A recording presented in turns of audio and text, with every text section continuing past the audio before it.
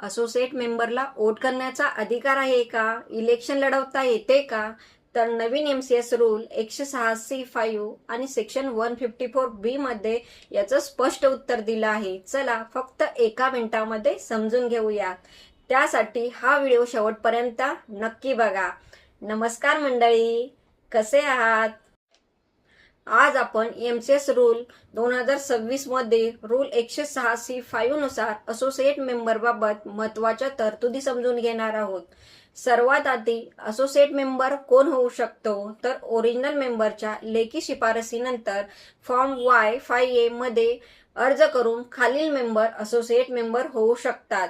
पती, पत्नी, वडील, आई, भाऊ, बहीण, मुलगा, मुलगी, सून, जावई, पुतण्या, पुतणी. याशिवाय इतर कोणालाही असोसिएट मेंबर म्हणून प्रवेश देता येत नाही. आता सर्वात महत्त्वाचा प्रश्न, असोसिएट मेंबरचे राईट काय असतात? तर सर्वप्रथम हे लक्षात ठेवा, असोसिएट मेंबर म्हणजे फ्लॅटचा कोओनर नाही. त्याचं नाव शेअर सर्टिफिकेटवरही नसतं. मात्र ओरिजिनल मेंबरच्या प्रायर रिटर्न कन्सेंटने असोसिएट मेंबरला खालील राईट्स असतात.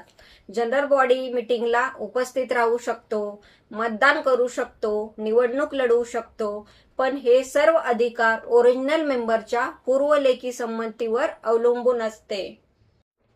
असोसिएट मेंबरशिप कधी संपते?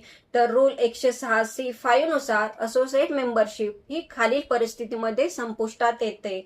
जर ओरिजिनल मेंबरचा मृत्यू झाल्यास, ओरिजिनल मेंबरने असोसिएट मेंबरशिप रद्द करण्याची विनंती केल्यास, असोसिएट मेंबरने राजीनामा दिल्यास किंवा असोसिएट मेंबरचा मृत्यू झाल्यास.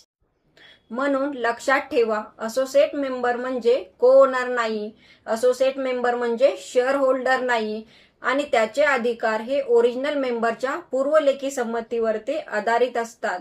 ही तर आपल्या MCS रूल 2026 सिरीजचा पहिला टॉपिक आहे.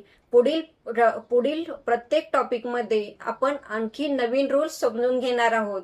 त्यामुळे आत्ताच अल्दरान असोसिएटला फॉलो करून घ्या, जेणेकरून या सिरीजमधील एकही व्हिडिओ तुमच्याकडून मिस होणार नाही. व्हिडिओ आवडल्यास लाईक, शेअर आणि सेव्ह करायला विसरू नका. धन्यवाद.